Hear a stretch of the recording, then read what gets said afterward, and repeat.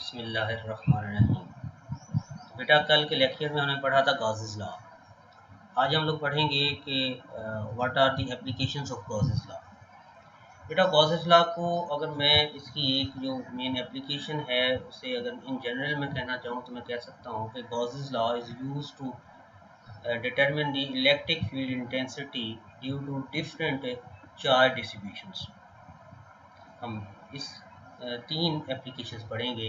हम देखेंगे कि एक हॉलो चार्ज स्फीयर है, उसके अंदर कितनी इलेक्ट्रिक फील्ड इंटेंसिटी है।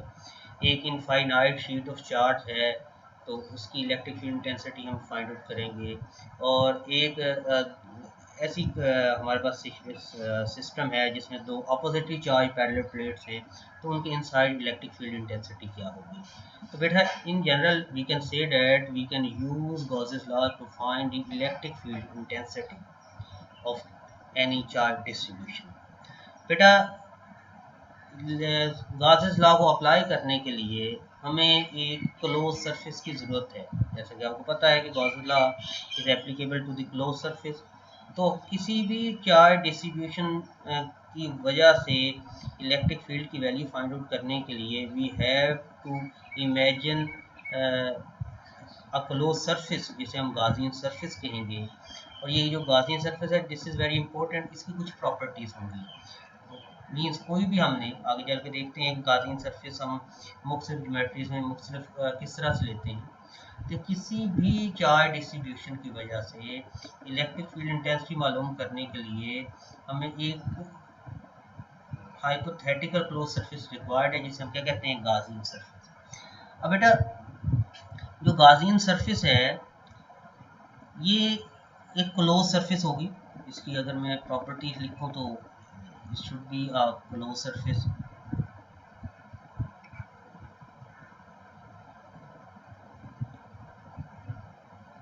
It should have the point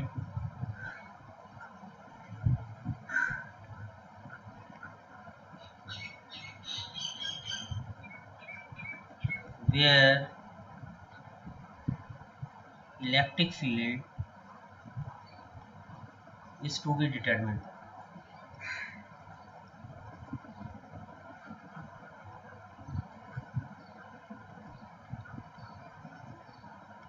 और ये कुछ ऐसी सरफेस भी होनी चाहिए कि जिसका एरिया हम बड़ी आसानी से कैलकुलेट कर सकें और जिससे हम बड़ी आसानी से गॉसेस लॉ अप्लाई कर सकें। बेटा, लेकिन यहाँ पर एक जो इम्पोर्टेंट बात है वो ये है, बुक में नहीं लेकिन हमें इसका पता होना चाहिए कि जो गॉसियन सरफेस है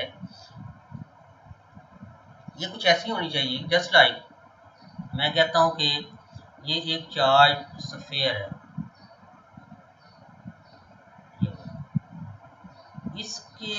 इसके ऊपर चार्ज है।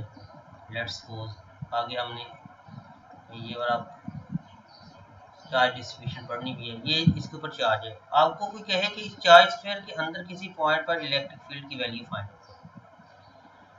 अब गॉसियन सरफेस कैसी होनी चाहिए? ऐसी होनी चाहिए जो इस पॉइंट को कंटेन करे, लेकिन इस तरह के बाकी जो सिमेट्रिकल पॉइंट्स हैं उन्हें भी वो कंटेन करे। मतलब ये अगर सरफेस से एक खास फासले पर है तो बेटा यहाँ पे भी एक पॉइंट होगा सरफेस से एक खास फासले पर। इस तरह यहाँ पे भी एक पॉइंट होगा सरफेस से खास फासले पर। यहाँ पे भी एक पॉइंट होगा, यहाँ पे भी होगा, यहाँ पे भी होगा। यानी उतने ही फासले पर ये सारे के सारे पॉइंट्स हैं। तो ये जो सरफेस होनी चाहिए गॉसियन सरफेस, ये ऐसी सरफेस होनी चाहिए जो इन एक जैसे सारे पॉइंट्स को आपस जो है वो कंसीडर करे। कहीं ऐसा ना हो कि ये एक जैसे पॉइंट में से, क्योंकि बात ये है कि अगर ये सरफेस से सारे पॉइंट्स एक जैसे हैं तो जैसा कोई एक पॉइंट ए है वैसा ही कोई दूसरा पॉइंट बी होगा, वैसा ही कोई तीसरा पॉइंट सी होगा, वैसे ही कोई चौथा पॉइंट डी होगा। तो जो पॉइंट ए पे इलेक्ट्रिक फील्ड होगी वही बी पे होगी, वैसी सी पे होगी। तो गॉसियन सरफेस को जो होनी चाहिए वो कुछ ऐसी होनी चाहिए कि जो एक तरह के पॉइंट्स हैं उन तमाम पॉइंट्स को भी इंक्लूड करें। तो हम पहली एप्लीकेशन पे आते हैं। बेटा, हमारी पहली एप्लीकेशन है गॉसेस लॉ की, electric field inside a hollow charge sphere.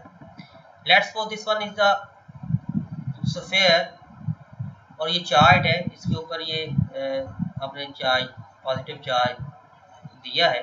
ये हॉलो है, अंदर से खाली है। कहता है कि इसके अंदर कोई पॉइंट है, यहाँ कहीं पे, ये जहाँ पे मेरा कर्सर है, यहाँ कहीं पे कोई पॉइंट है। इस पॉइंट पर आप electric field intensity find out करना चाहते हैं, तो डेफिनेटली गॉसेस लॉ लगाएंगे, और अगर गॉसेस लॉ लगाएंगे तो गाउसियन सरफेस इमेजिन करेंगे, और गाउसियन सरफेस इमेजिन करेंगे तो कैसी हो सकती है बेटा? गाउसियन सरफेस कुछ ऐसी होगी कि एक तो क्लोज सरफेस है, तो गाउसियन सरफेस अगर ऐसी सरफेस होगी जो इस पॉइंट को इंक्लूड करे, लेकिन बेटा अगर इस पॉइंट को इंक्लूड करेगी, यहाँ पे भी तो सरफेस से इतने ही फासले पे कोई पॉइंट मौजूद है,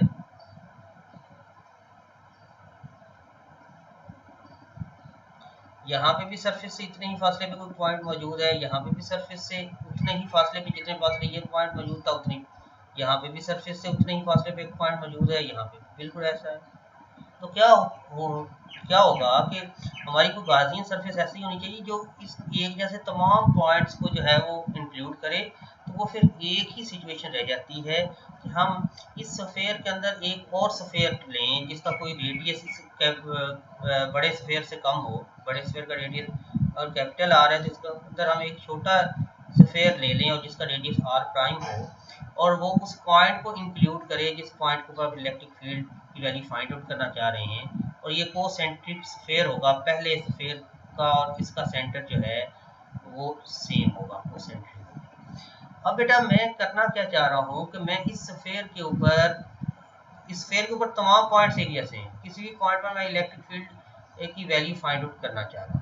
बेटा मेरे पास गॉसेस लॉ है, according to Gauss's law electric field किसकी इक्वल होती है, इलेक्ट्रिक फ्लक्स क्या होता है, क्यू ओवर एप्सिलॉन नॉट।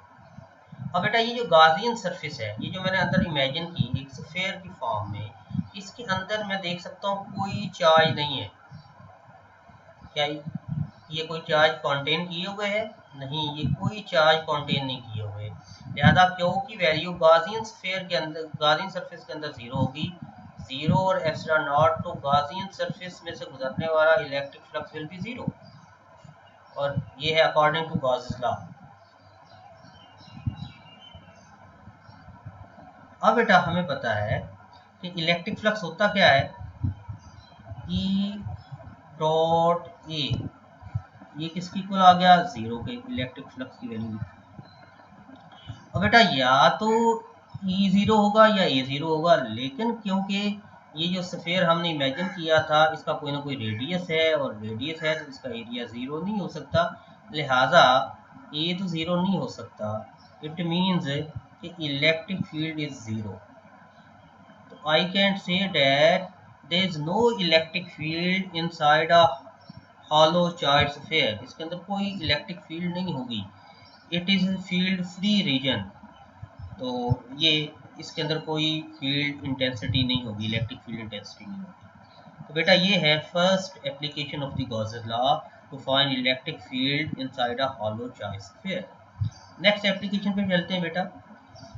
जो हमारी बुक ने नेक्स्ट एप्लीकेशन यहाँ पे दी है वो electric field due to an infinite sheet of charge. Let's suppose हमारे पास एक शीट ऑफ चार्ज है जिसके ऊपर यूनिफॉर्म चार्ज डिस्ट्रीब्यूशन है। Let's suppose we have an infinite यानी लामहदूद एक बहुत बड़ी शीट है, शीट टू डायमेंशनल होती है बेटा, शीट ऑफ चार्ज यानी इसमें लंबाई और चौड़ाई और लंबाई होती है। Sheet of charge having uniform charge distribution. बेटा ये बड़ी इंपॉर्टेंट बात है। यूनिफॉर्म चार्ज डिस्ट्रीब्यूशन से क्या मुराद है, इसे मैं ब्रैकेट में लिख सकता हूँ कि इसकी surface charge density is constant.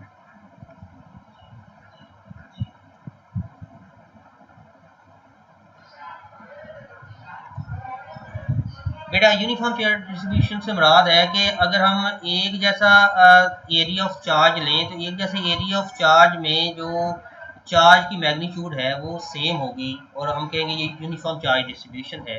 और इसके लिए हम एक टर्म यहाँ पर डिफाइन करेंगे जिसे हम कहते हैं surface charge density. Surface charge density होती है बेटा charge per unit area, charge per unit area, यानी यूनिट एरिया में कितना चार्ज है।